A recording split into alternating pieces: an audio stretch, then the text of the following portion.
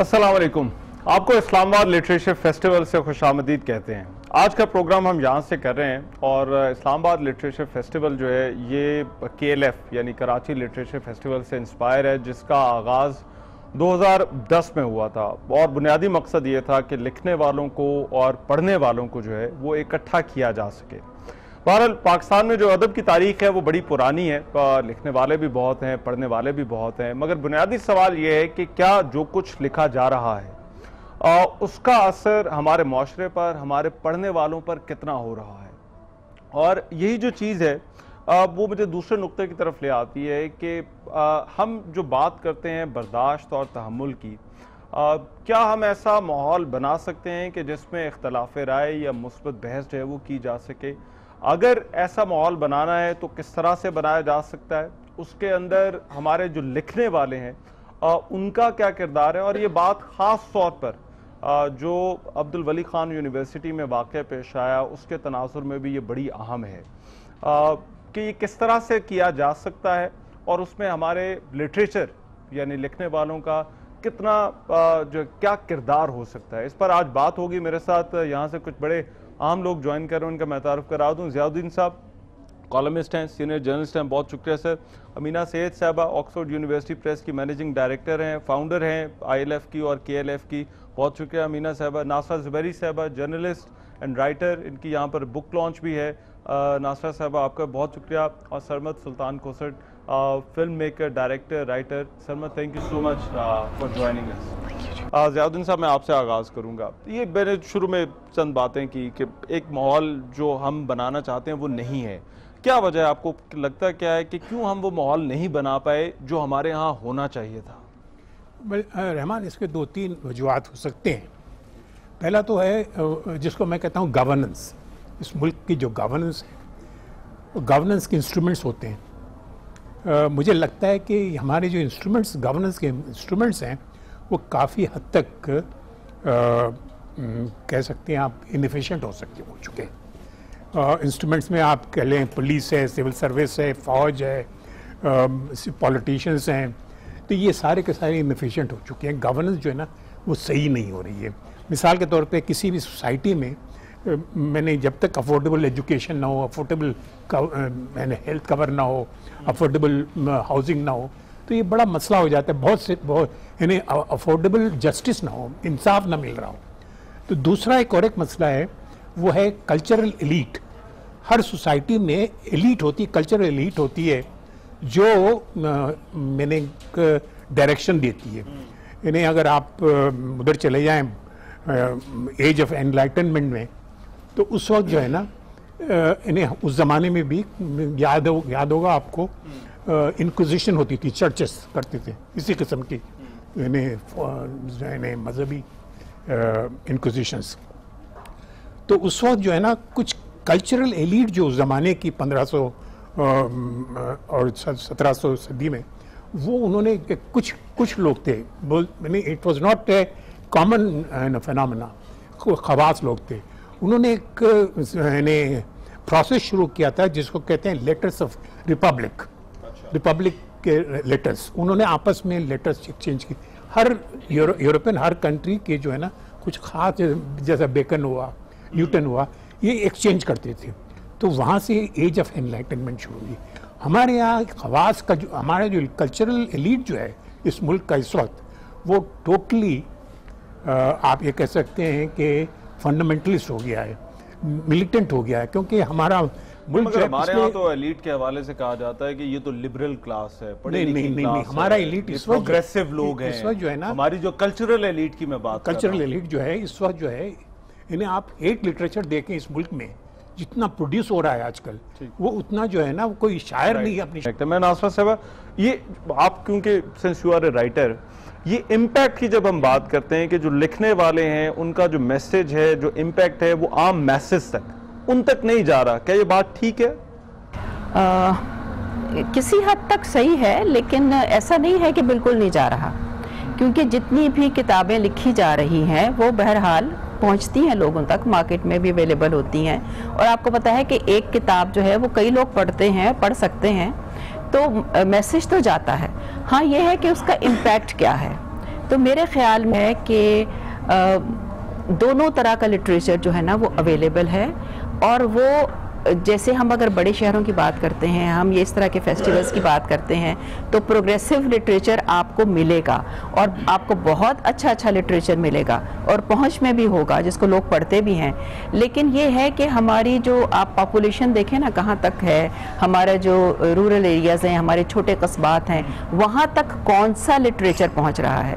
अगर इसके लिए आप कोई अपना प्रोग्राम करें उस पर और वहाँ जाकर देखें, तो आपको बहुत ज़्यादा हेटेड लिटरेचर मिलेगा जो मुख्तलिफ। और एक चीज़ मैं आपको बताऊं कि जो लोकल सतह पर छपता है वही डिस्ट्रीब्यूट होता है। तो जो चीज़ अवेलेबल होती है लोग उसको पढ़ते हैं, उसी से मुतासर होते हैं। और फिर एक और बहुत बड़ी चीज़ है कि हमारे जो दूर दराज के इलाके हैं वहाँ पे अगर पढ़ने का जहाँ पे नहीं है इतना रुझान, वहाँ वो बात सुन, तो जो वहाँ के इन्फ्लुएंशियल लोग हैं जो अपना असर रखते हैं उनकी बात सुनते हैं। वो बात क्या कहते हैं, इस पे भी हमें गौर करने की ज़रूरत है। इस वक्त कहा जा रहा है कि पढ़ने से ज़्यादा सिंस आपका जो ताल्लुक है वो राइटिंग और फिल्म डायरेक्टिंग से है, दूसरे मीडियम्स पर अब लोग ज़्यादा रिलाय करते हैं। और ख़ासतौर पर जब हम आम मैसेज की बात करते हैं, आम लोगों की बात करते हैं, टीवी मतलब वो ज़्यादा देखते हैं, खबरें जो है वो ज़्यादा सुनते हैं, वो ज़्यादा उनका सोर्स ऑफ इंफॉर्मेशन है। अब वहाँ पे भी हमें वो चीज़ नज़र नहीं आती जब हम ये बात करते हैं कि अच्छा जी ये प्रोग्रेसिव जो कॉन्सेप्ट्स हैं ये ट्रांसफ़र नहीं कर रहे आम लोगों तक। डू यू एग्री या आप इससे डिसएग्री करते हैं? नहीं जी, मैं काफ़ी हद तक एग्री करता हूँ कि एक अवामी मिजाज की एक लेबल बना लिए हमने, और हम कहते हैं अच्छा भाई ये बात तो बड़ी मुश्किल है, ये आप कीजिए ही मन। मैं अपने मीडियम के हवाले से कह रहा हूँ, तो वहाँ मतलब कुछ टर्म्स जो हम यूज़ करते हैं कि जी ये मेन स्ट्रीम है, ये रात 8 बजे वाला ड्रामा है, इसमें मुश्किल बात नहीं करें, इसमें दिक्कत। धीरे धीरे उसने एक ब्रेन डेड तो कर दिया है मुझे लगता है। लेकिन साथ ही साथ अगर आप देखो तो मुझे एज अ फिल्म मेकर या एज अ स्टोरी टेलर मुझे कभी एक अनड्यू प्रेशर ज़रूर महसूस होता है कि मेरा जो भी नैरेटिव है उसमें हेट या डिसेंट बहुत ज़रूरी करार दे दिया गया है। हर दफ़ा मेरा दिल नहीं चाहता कि मैं सिर्फ उस हेट्रेड को या उस डिसेंट को ही बीच में शामिल करूं। कभी कभी मेरा दिल चाहता है मैं सिर्फ एक ऐसी कहानी सुनाऊं जो बहुत इंडल्जेंट हो, जो मुझे अब आप उसको प्रोग्रेसिव कह लीजिए, अब आप उसको क्लासिक कह लीजिए, कुछ भी कह लीजिए। जिस तरह हमारे यहाँ कहा जाता है पॉजिटिव और नेगेटिव, वो कहते हैं नेगेटिव स्टोरी जो है वो जरा ज्यादा देखी जाती है, या जिसके अंदर कंट्रोवर्सी होती है वो ज्यादा। What I am trying to say is कि कई हम जब एक बात करते हैं लिटरेचर की भी, या हम बात करें उसकी किसी भी तौर पे कंजम्पशन की, तो उसके अंदर एक फ्रीडम की ज़रूरत रहती है हमेशा, और वो आपको फ्रीली ही करना चाहिए, ना कि आप उसको इतना कैदो बंद में ले आए कि नहीं भाई इससे अब हासिल क्या हो रहा है, कौन बंदा अपने जो है वो नैरेटिव को कहाँ लेकर जा रहा है। Sometimes writers are only writing, for example poetry की बात हो रही थी, पोइट्स लिखते हैं जो चीज़ें रेलेवेंट भी होती हैं, एट द सेम टाइम वो एक लिंग्विस्टिक प्लेजर के लिए भी बहुत सा काम होता था, जो मुझे लगता है अब कम होता जा रहा है, वो देखने को कम मिलता है। ठीक, अमीना साहब अब मैं थोड़ा सा जरा चाहता हूँ, क्योंकि सरमद ने जिक्र किया बयानिए का, नैरेटिव का, जो नैरेटिव हमारा है इस हवाले से खासी बहस चल रही है, वो हमारा नैरेटिव जो है वो नहीं है जो होना चाहिए था। आप इससे आपको लगता है कि नैरेटिव में हमारे जो लिटरेचर और जो खास तौर पे यहाँ पे जो लिखने वालों का किरदार था वो अपना किरदार पूरा नहीं कर सके, वो किरदार निभा नहीं सके जो बयानियाँ बनाने के लिए उन्हें किरदार अदा करना था? मेरे ख्याल में हमें मायूस नहीं होना चाहिए, और ये लिटरेचर फेस्टिवल्स भी, ये भी एक काफ़ी एक बहुत ही पावरफुल ऑल्टरनेटिव एक वो बन गया है हमारे सोसाइटी में। मतलब ये कराची और इस्लामाबाद में तो होती हैं, लेकिन लाहौर में, मुल्तान में, फैसलाबाद में भी अब शुरू हो गई हैं, तो यकीनन तब्दीली आएगी। और इसमें जो हमारे जो मुसन्निफ़ हैं, अदीब हैं, जो इस किस्म की बयानियाँ कर रहे हैं, जैसे आपने कहा कि लिबरल, उनके लिए ये एक बहुत बड़ा प्लेटफॉर्म है। और ख़ास तौर पे जो वहाँ आम जो पब्लिक आती है उनके सामने जब वो गुफ्तगू करते हैं तो उसका यकीनन एक बहुत बड़ा इम्पैक्ट होता है। और असल चीज़ तो ये है कि अगर आपने कुछ लिखा है, जब तक पब्लिक में, आम पब्लिक में उसके बारे में मालूम नहीं होगा या शौक़ नहीं पैदा होगा, तो उसका फिर वो इतना फ़ायदा नहीं होता है। और मेरे ख़्याल में ये जो जश्न अदब जो हो रही हैं, इनसे आम पब्लिक तक उनकी आवाज़ पहुंच रही है। ठीक है। अच्छा, मुझे एक ब्रेक लेनी, मगर मैं ब्रेक के बाद चाहूँगा ज़रा हम वो बात करें कि तहम्मुल और बर्दाश्त के माहौल की, जिसकी मैं बात कर रहा था, कि वो अगर हमें लेकर आना है तो वो किस तरह से किया जा सकता है, देखने वालों का क्या किरदार हो सकता है, इस पर बात हमारी जारी रहेगी। इस ब्रेक के बाद हम वापस आ रहे हैं।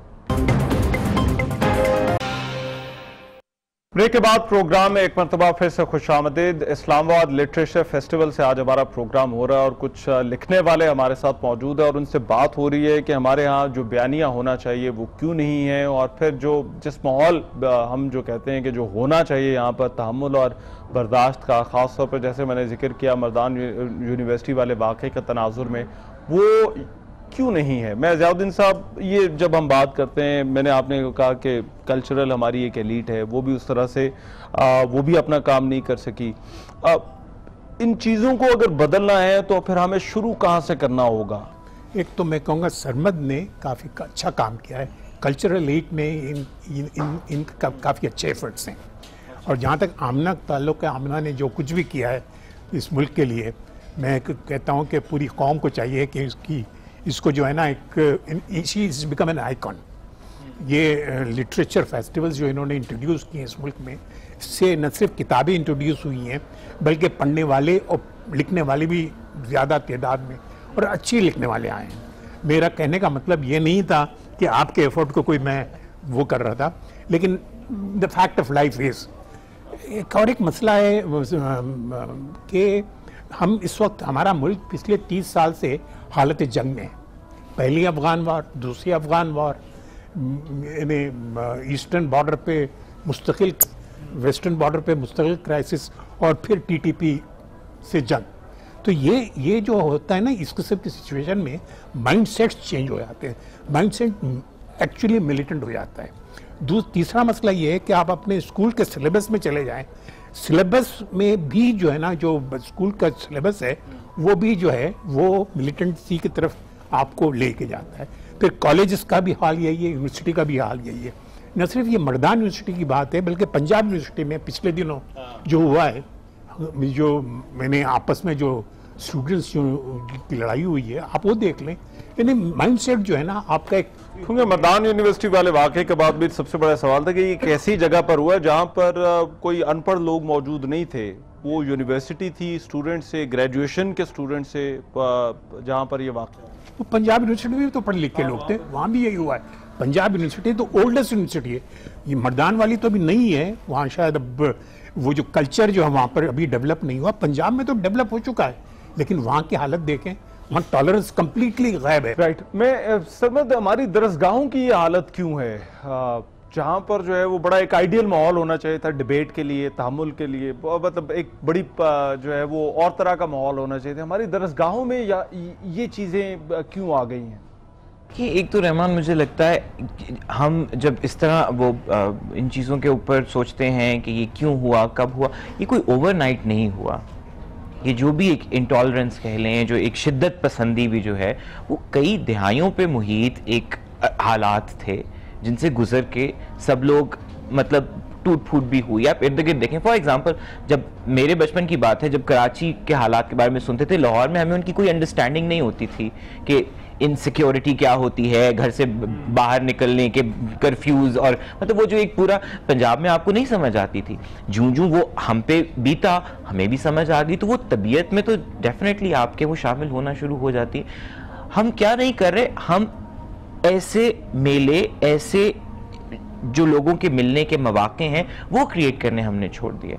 मुझे एक चीज़ पे अफसोस भी होता है, आप नेगेटिव पॉजिटिव की बात कहते हैं, हम टीवी में ड्रामों के हवाले से भी जो एक नैरेटिव बिल्ड करते हैं, उसमें समहाउ मुझे लगता है कि हम सोग को, मातम को हम ज्यादा, रोना धोना ज्यादा होता है, बहुत ज्यादा बढ़ावा देते हैं। खुश होने को, हंसने को, उन चीजों के बारे में एक अजीब सा गिल्ट आपने क्रिएट करना शुरू कर दिया। सो लोग खुश होते हुए, तो जब तक वो फिजा, हालात जैसे भी हों, लोगों को एक फिजा आपको देनी पड़ेगी जिसमें वो खुश भी हों। और यूनिवर्सिटियों में, आप कह रहे हैं कि सिर्फ यूनिवर्सिटी का इशू नहीं है, हर जगह पर इसी तरह के हालात। कराची, लाहौर में भी और इस्लामाबाद में, इसके अलावा कहीं भी और जो है वो ये चीज हो सकती है। इकट्ठे होना छोड़ दिया हमने।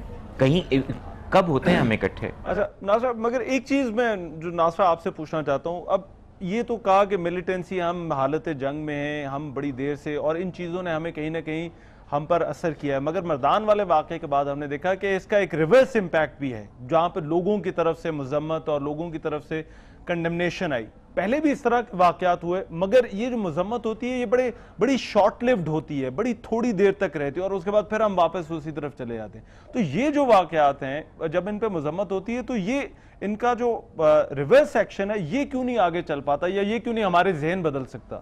देखें, आपको याद होगा कुछ साल पहले सियालकोट में वाक़या हुआ था, जिसमें दो भाई जो थे मारा गया था, और ये कह के कि वो चोर और डाकू हैं, और उसके बाद वो चोर और डाकू नहीं साबित हो सके। वो स्टूडेंट्स थे जिनके बाद मेरे मरने के बाद उनका रिजल्ट आया।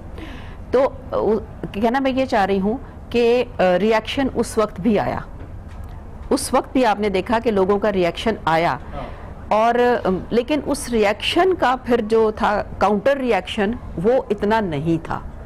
अब ये जो वाक़यात उसके बाद हुए हैं, जिसमें जो चोर डाकू का लेबल नहीं है, इसमें ब्लास्फेमी का लेबल है। इस आप अगर देखें, आप फेसबुक पे भी जाएं, आप ज़ाहिर सोशल मीडिया को आप देखते हैं, आप जाते हैं उस पर, तो आप अंदाज़ा लगाएंगे कि जो लोग कंडेम कर रहे हैं उनको कंडेम किया जा रहा है।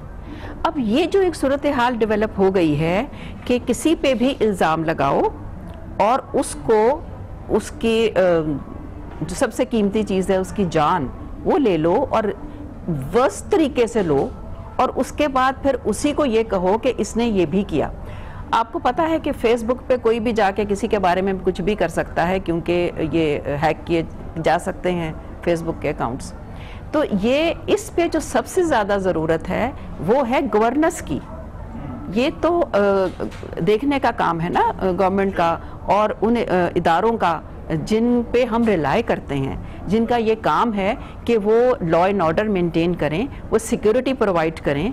तो उनके लिए ये बहुत ही बड़ा लम्हा फिक्रिया है, क्योंकि उनकी रिट जो है ना वो चैलेंज हो रही है। मैं अमीना साहब, अब हम ये तो कहते हैं कि इस तरह वाकयात के बाद हम जो है वो उठ बैठते हैं और हमें महसूस होता है कि नहीं, हम गलत जगह पर जा रहे हैं और हमें जो है वो अपनी सिमत जो है वो ठीक करनी। मगर मेरा वही सवाल था कि इस तरह के वाकयात हम हमारी बड़ी शॉर्ट मेमोरी होती है इन चीज़ों की, तो इनका इम्पैक्ट उस तरह से, इनका असर उस तरह से क्यों नहीं होता? जिन चीज़ों का ज़ियाउद्दीन साहब ने जिक्र किया, जी हम तो मतलब इतनी देर से आ रहे थे, जंगे लड़ रहे थे, हमारा एक माहौल टेररिज्म यहाँ पर है, तो माहौल ही दूसरा बना हुआ है, तो उसी में हम पर ये चीज़ें जो है वो असरअंदाज होती हैं। जी, इसका असल में मैं ये देख रही हूँ कि आज तीसरा दिन है, जुमा, हफ्ता, इतवार, और मैं हर सेशन में कोशिश कर रही हूँ कि मैं अटेंड करूँ। हर सेशन में जब तक जिसमें मैं गई हूँ मशअल खान का जिक्र आया है, और वो समझिए एक छा गया है ये फेस्टिवल पे, ये जो हादसा हुआ है। और कल मुशायरा हुआ था कल शाम को, जिसमें एक कोई नौजवान शायर थे जिनने एक वो नज़म पढ़ी थी। जी, आपने भी पढ़ी थी, नासा साहिबा ने भी पढ़ी। तो जी बिल्कुल, आप और एक और वो जो थे, मुझे उनका नाम याद नहीं आ रहा। तो जब नासा साहिबा ने पढ़ी और वो नौजवान शायर ने पढ़ी, लोग रो रहे थे ऑडियंस में। तो इसका इम्पैक्ट हुआ है, और ये नज़में छपेंगी और ये पढ़ी जाएंगी या फैलेंगी, ये बरसा बरस इनका इम्पैक्ट रहेगा। अच्छा, मैं मगर इस वाक़े के बाद ज़ियाउद्दीन साहब एक चीज़ हुई, वो ये कि शायद हम लोगों का रवैया, और सोशल मीडिया का नासरा ने जिक्र किया, तो सोशल मीडिया पे हमने जो देखा, जो ज़्यादा बहस वो यही थी कि हर कोई एक दूसरे को जिम्मेदार ठहरा रहा था, इल्ज़ाम लगा रहा था। वो एक सियासी जमात वाले कहते थे, दूसरी सियासी जमात वाले को कह रहे थे कि भाई तुम्हारे लोगों ने किया है, तुम्हारी वजह से हुआ है। ये मुझे रवैया समझ नहीं आता कि इस तरह के वाक़यात का फिर इसमें हम जो है वो विक्टिम तो हमें मिल जाता है, मगर हम साथ साथ जो है वो जो कल्प्रेट ढूंढने में जो है वो बजाय एक दूसरे अपने गिरेबानों में झांकने के, दूसरों की तरफ जो है वो देखना शुरू कर देते हैं। असल में ये जो इशू जो है ना वो खुद इतना ख़तरनाक है, तो भी ब्लास्फेमी वाला इशू, वो मुझे लगता है कि सियासतदान जो है वो भी खौफज़दा होता है कि भाई इस पर मैं रिएक्शन क्या दूँ। कोशिश यही करता है कि वो दूसरे को ब्लेम कर दे, वो अपनी खुद की जो फेलियर्स हैं वो उसको मैं इन्हें वो नहीं देखना चाहता।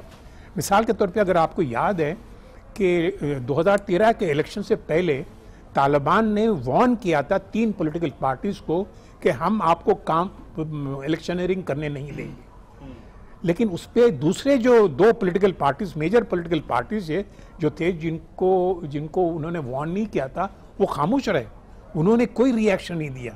तो ये इससे मुझे तो लगता ये है कि हमारा सियासतदान जो है ना, वो असल काम जो छोड़, इन्हें सियासत तो वो होती है कि पब्लिक ओपिनियन मोबिलाइज करें, वो पब्लिक ओपिनियन मोबिलाइज करने के लिए तैयार नहीं है। वो इन इश्यूज को वो ये समझता है कि मौलवी के हाथ में उन्होंने दे दिया। इन्हें मौलवी जो है ना, वो उसको जो है ना, वो कहते हैं कि भाई तुम बताओ इस सिलसिले में मुझे करना क्या है। इन्हें एक मुसलमान के लिए ये ज़रूरी नहीं है कि वो निकाह के लिए और इन्हें नमाज जनाजे के लिए मौलवी की तरफ देखे। वो हर मुसलमान नमाज जनाजा भी पढ़ा सकता है, हर मुसलमान निकाह भी पढ़ा सकता है, लेकिन हमने कर दिया ये काम कि ये दोनों काम मौलवी के हाथ में। मुझे सर एक ब्रेक लेने, मगर मैं ब्रेक के बाद चाहूंगा जरा हम कुछ बात करें, क्योंकि कुछ ट्रेंड्स हैं जो कि नए हैं, सोशल मीडिया जैसे उनमें शामिल है। सोशल मीडिया इस मामले पर कितना असरअंदाज हो रहा है और फिर इसको ठीक किस तरह से किया जा सकता है, इस पर बात जारी है कि इस ब्रेक के बाद हम वापस आ रहे हैं। ब्रेक के बाद प्रोग्राम में एक मरतबा फिर से खुशामदीद। इस्लामाबाद लिटरेचर फेस्टिवल से तो हमारा आज का ये प्रोग्राम, और बात हो रही है, ब्रेक पर जाने से पहले हम जिक्र कर रहे थे जो मर्दान में वाक़या पेश आया, और फिर हमारे लिखने वालों का किरदार क्या हो सकता है, और फिर जो नए रुझानात हैं जिनमें सोशल मीडिया है, उन्होंने इस सारे मामले को, हमारे यहाँ जो तहम्मुल और बर्दाश्त, जिस माहौल की बात की जाती है, इस पर वो किस तरह से असरअंदाज हो रहे हैं। मैं सरमत, सोशल मीडिया का फिनोमेना जो है, एक आम बंदे को एक प्लेटफॉर्म मिल गया है अपनी बात कहने के लिए लोगों में। इस सारे मामले जब हम बात करते हैं तहम्मुल और बर्दाश्त की और इख्तलाफ राय की और मुस्बत बहस की, इसको क्या सोशल मीडिया ने ठीक किया है, मौका दिया है, या फिर सोशल मीडिया ने सारे मामले को मजीद बिगाड़ दिया? नहीं, देखिए, बिगाड़ और सुधार हमारे हाथ में होता है। वो तो आप किसी भी मीडियम को, किसी भी प्लेटफॉर्म को गलत और सही तरीके से इस्तेमाल करते हैं, उसका तयन भी आप खुद करते हैं सबसे पहले। मुझे लगता है यकीनन एक बहुत बड़ी एडवांटेज है कि अब बहुत से लोग अपनी आवाज़, अपनी बात खुल के कहना शुरू हो गए हैं, और उसमें मुझे तो ज़्यादा मुस्बत ही लगता है। इस वाक़े के, मर्दान वाला वाक़या, इस पे भी सारा जो ताल्लुक जोड़ा जा रहा है वो सोशल मीडिया से जोड़ा जा रहा है। नहीं, अगेन देखिए, एक्सप्लॉइट तो आप किसी भी डिस्ट्रीब्यूट हुए, वो तो आप किसी भी चीज़ को एक्सप्लॉइट कर लें, वो तो आप किसी के घर में छापा मार के भी कुछ भी बरामद कर सकते हैं, तो बिल्कुल वैसी ही बात है। तो उसमें सोशल मीडिया को बजाते खुद उसको मुर्द इल्ज़ाम ठहराना, I think that's not fair. आप उसको एक्सप्लॉइट कर रहे हैं, उस एक्सप्लॉइटेशन की निशानदेही करना बहुत ज़रूरी है। आई डू फील कि एक आम इंसान की ये रसाई हो जाना कि वो उसके दिल में अगर कुछ आ रहा है, वो कुछ हद तक निडर हो चुका है।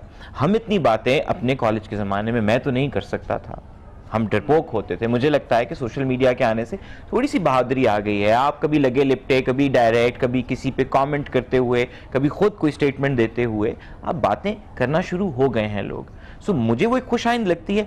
बाकी वो ब्रिगेड तो देखें काम करेगा हमेशा, जिसने जब किसी न किसी किस्म का इंतशार चलाना है, हर एक को प्लेटफॉर्म, व्हाई नॉट। आपकी क्या टेक है इस पर? क्या ये जो हम जिस माहौल की बात करते हैं, जो होना चाहिए, सोशल मीडिया इस पर किस तरह से असरअंदाज हो? देखिए, मैं भी बाकी जो हमारे पार्टिसिपेंट्स हैं उनकी तरह मैं भी एक पॉजिटिव सोच रखती हूँ, और नई चीज़ों को, अच्छी चीज़ों को, प्रोग्रेसिव चीज़ों को वेलकम करना चाहिए। हम किसी टूल पे इल्ज़ाम नहीं रखते, नहीं हमें रखना चाहिए। जैसे कहते हैं ना कि जी काटती तो तलवार है, लेकिन तलवार को उठाता तो हाथ ही है ना। तो इसी तरह से आप एक चाकू से अपने लिए सेब काट के भी खा सकते हैं, आप सब्ज़ी भी काटते हैं उससे, आप किसी को मार भी सकते हैं, शहरक भी उसकी काट सकते हैं। तो ये तो डिपेंड करता है उसके इस्तेमाल पे। हाँ, ये सोशल मीडिया के हवाले से मुझे लगता है कि हम एक ट्रांजिट पीरियड से गुजर रहे हैं, क्योंकि रिलेटिवली ये न्यू फिनोमेना है। तो नए नए लोग आ रहे हैं। हमारे यहाँ पहले ये था कि हर बात कहने पे पाबंदी थी, और कहते थे कि कुछ कहने का वक्त नहीं, ये कुछ ना कहो, खामोश रहो। अब उसके बाद फिर हमारे मुल्क के हालात भी ऐसे रहे, जब आप प्रेशर कुकर में बंद रखेंगे और किसी चीज़ को और फिर आप एकदम खोलेंगे तो वो तो उड़ेगी, बाहर चीजें उड़ेंगी। तो वही हाल हुआ है कि एकदम से जब लोगों को प्रेशर कुकर खुला है, वो उठा है, तो अब जाहिर है कि उसका कुछ छींटे तो उड़ेंगे, लेकिन इवेंचुअली ये सेटल डाउन हो जाएगा। और आहिस्ता आहिस्ता लोगों को इसका इस्तेमाल जो है बेहतर करना भी आ जाएगा, और दूसरे जो कंट्रोल करने वाले, कंट्रोल से मुराद जो इसको मॉनिटर करने वाले इदारे हैं, वो भी इसको बेहतर तरीके से कर सकें। अच्छा, मैं अमीना साहब चाहता हूँ ज़रा हम बात करें कि अगर अब इन चीज़ों को जो ठीक करना है, इस पे तो कोई शक नहीं कि कुछ खराबियां तो हैं, अब अगर ठीक करना है तो आपको क्या लगता है हमें शुरू कहाँ से करना पड़ेगा? सबसे पहले क्या चीज़ हमें ठीक करनी होगी? मेरे ख्याल में सबसे पहले हमें इन चीज़ों को कबूल करना पड़ेगा कि वाकई ये हो रही हैं, ये ना हो कि हम बिल्कुल ही डिनाइल में चले जाएं, और इनको रिकग्नाइज करें, और फिर उसके बाद ही हम कुछ इसके ख़िलाफ़ कुछ एक्शन ले सकते हैं। लेकिन ये एक समझिए बहुत ही कलेक्टिव वो है, इसमें हमें बात तो फैलानी पड़ेगी, उसके लिए मेरे ख्याल में मीडिया की बहुत हमें ज़रूरत है। लिखा जा रहा है उसको हम आम आदमी से किस तरह से कनेक्ट कर सकते हैं? क्योंकि यहाँ पर भी मैं देख रहा अभी हमारा लैंग्वेज का भी इशू, आपने तो कहा यहाँ पर पश्तो वाले भी आए, मगर अभी मेजॉरिटी ऑफ द लैंग्वेज जो यहाँ पर अंग्रेज़ी इस्तेमाल हो रही है, अंग्रेज़ी आपके आम आदमी की ज़ुबान नहीं है। ये जो डिस्कनेक्ट है ये किस तरह से ख़त्म किया जा सकता है, एक आम जो मैसेज का और हमारे जो लिखने वाले हैं इनका? ये मेरे ख्याल में जैसे ज़ियाउद्दीन साहब ने फरमाया कि तालीम के ज़रिए हो सकता है, तालीम और टेक्स्ट बुक्स, और यकीनन जो हमारा करिकुलम है और जो हमारी सरकारी स्कूलों में जो टेक्स्ट बुक्स इस्तेमाल हो रही हैं उनमें हमें तब्दीली लानी पड़ेगी।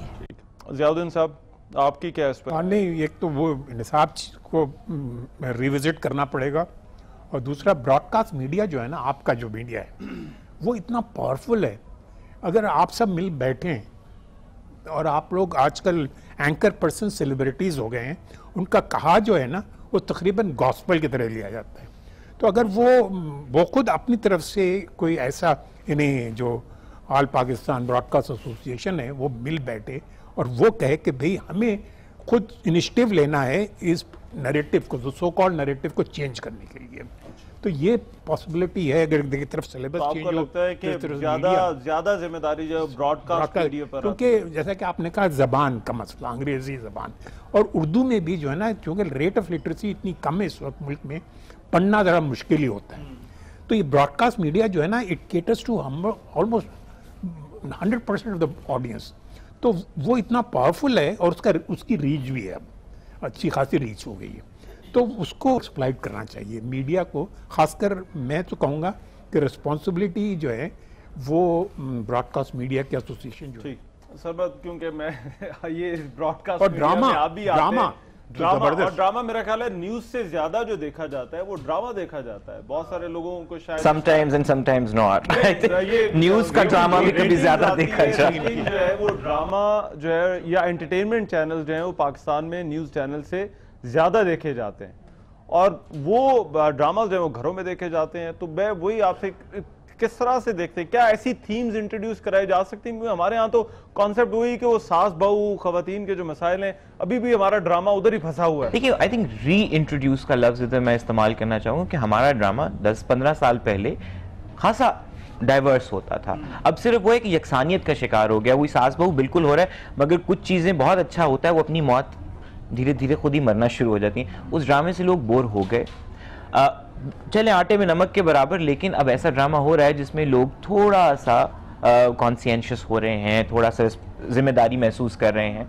2-3 ड्रामों के नाम अभी रिसेंटली जैसा मैं उडारी एक ड्रामा चला, मौज़ूआत ऐसे आ रहे हैं धीरे। देखिए, उसमें भी वही होगा कि ड्रामे में तो फिर वो बुनियादी तौर पे ड्रामा है, कहानी है, उसमें आपको कहीं ना कहीं बात कभी बहुत डायरेक्ट करनी होगी, कभी छुपानी होगी।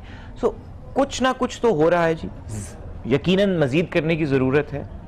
और मुझे सिर्फ एक ये लगता है कि समहाउ एक गलत चीज़ हो रही है, वो सनसनी हो रही है कि हर चीज़ एक सनसनी की ज़रूरत मुझे लगता है हमने पैदा कर दी है। वो ड्रामे के हवाले से भी, वो करंट अफेयर्स के हवाले से भी, वो ख़बरों के हवाले से भी सनसनी को कम करने की जरूरत है। अब जब सेंसेशनलाइज करते हैं लोग, एक मुझे लगता है कि हाइपर एक्टिव स्टेट में रहते हैं आप हर वक्त, सो ओवरऑल अगर मीडिया कुछ एक चीज़ कम कर सकता है सबको मिलके, वो ड्रामा है या हालात हाजरा है, कुछ सनसनी कम करने की ज़रूरत है। सिर्फ मुमकिन है, क्योंकि ड्रामे की तो उन्होंने बात की, मगर जो ये कमर्शलाइजेशन या जो सनसनी की बात है वो जो हमारे न्यूज़ चैनल्स हैं वहाँ पर भी बहुत है। क्या वहाँ पर जो है वो इस सारी चीज़ को, जैसा ज़ियाउद्दीन साहब ने कहा, सब मिलके बैठें और डिसाइड करें, ऐसा किया जा सकता है? बिल्कुल, क्यों मुमकिन नहीं है, बिल्कुल मुमकिन है। और मैंने तो जब मैं न्यूज़ को हेड करती थी तो मेरी तो सबसे ज़्यादा कोशिश यही होती थी कि जो न्यूज़ हैं हार्डकोर वो अपने मेरिट पे उनको प्रायोरिटाइज़ किया जाए और उस हिसाब से न्यूज़ को चलाया जाए, और किसी भी खबर को आप उसमें सनसनी फैलाने की कोशिश ना करें। अगर एक क्रैकर फटा है, एक बंदा ज़ख्मी हुआ है, तो वो ब्रेकिंग न्यूज़ नहीं है। एक तो ये जो दौड़ है ना कि जी ब्रेकिंग न्यूज़ सबसे पहले मैंने चलाई, मैं इस बात पे अक्सर एक बात कहती हूँ कि देखें, एक आम आदमी जब अपने घर में देख रहा होता ना, तो उसने मिसाल के तौर पे आज टीवी, जिसकी पे हम बैठे हुए इस वक्त, आज टीवी लगाया है, उसको क्या पता कि ये खबर जो है ये पहले जियो पे 1-1.5 सेकंड पहले चल गई है, उसे तो नहीं पता। ये तो सिर्फ उसको पता जिसने सामने मॉनिटर्स लगाए हुए हैं। तो ये हमें इस दौड़ से बाहर निकलने की जरूरत है। एग्जैक्टली कि जी ये हाँ, उससे बाहर निकलने की जरूरत है। आप असल चीज न्यूज ब्रेक करना नहीं होता। सॉरी, मैं सिर्फ 1 मिनट लूंगी आपका। असल चीज जो है वो न्यूज ब्रेक करना नहीं होता, उस न्यूज की ट्रीटमेंट होती है कि आप उसको आगे कैसे लेके चलते हैं और कहाँ तक जाते हैं। ठीक है, बहुत शुक्रिया नासरा साहबा आपका, अमीना साहबा, ज़ियाउद्दीन साहब, Sarmad, thank you so much, आपने हमारे लिए वक्त निकाला। बहरहाल ये बड़ा आम सवाल है कि हमें जो है वो अगर अपने आप को ठीक करना है तो कहाँ से शुरू करना होगा, और ये सवाल इसके बहुत सारे जवाब हैं, मगर इस काम को शुरू होना चाहिए, क्योंकि जो हालात अब हैं, जो ख़तरनाक माहौल अब हम देख रहे हैं, ख़ास तौर पर जब हम माशरे में तहम्मुल और बर्दाश्त की बात करते हैं, तो ऐसा नहीं चल सकता जैसा अभी है। इसको बदलना होगा, और इसको जितनी जल्दी शुरू किया जा सके, इस पर जितनी ज़्यादा बात हो सके, जितना ज़्यादा लोग मिल बैठकर इस हवाले से फैसला करें कि अब उन्हें अगर इस चीज़ को बदलना है और आगे इसको ठीक करना है, उतना ही हमारे लिए बेहतर है, इस माशरे के लिए बेहतर है, इस मुल्क के लिए बेहतर है। आज के प्रोग्राम से इतना ही। मेज़बान रहमान को इजाज़त दीजिए। अल्लाह ने के बाद।